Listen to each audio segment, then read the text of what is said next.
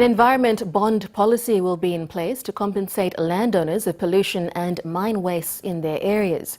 The policy will also allow companies to be responsible for creating the mess during the operations of the mine to do a thorough cleanup before winding down operations. Minister for Environment and Conservation John Pundari explained this following concerns raised by member for Pomio Elias Kapavore over the Sinivit gold mine in Pomio. Mark Kayok reports.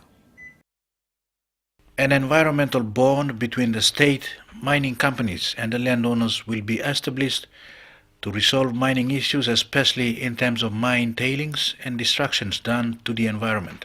Speaker, I think as a form of security, I think we should encourage environmental bonds so that if irresponsible situations like this occur, then we've got a bond in place that we can be able to access and use to compensate for the mess that is created. And I am looking forward to bringing in an amendment.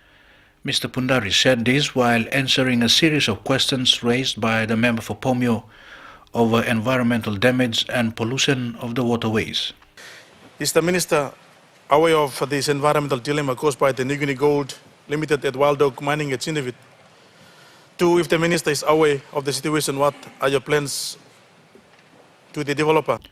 Company responsible New Guinea Gold Limited has failed its social responsibility to notify legal authorities of the mine closure and fled the country without cleaning up its mess. Mr. Pundari says his ministry is aware of the situation and will ensure that the company responsible is accountable for all its actions.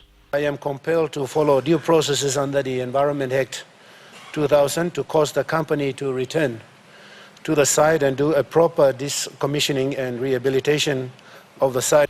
Mr. Pundari also suggests that such irresponsible companies should be banned from operating in the country. Small companies to undertake mining activities in Papua New Guinea. Such companies which do not have a strong mining background and a strong and proven corporate track record in responsible mining practices.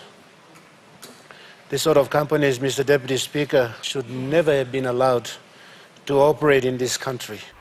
Meanwhile, the Department of Environment and Conservation is working with the West New Britain Provincial Government to carry out quality sampling along the Warangoi River, which was allegedly being polluted by cyanide. Mark Kayok, NBC National News, Port Moresby.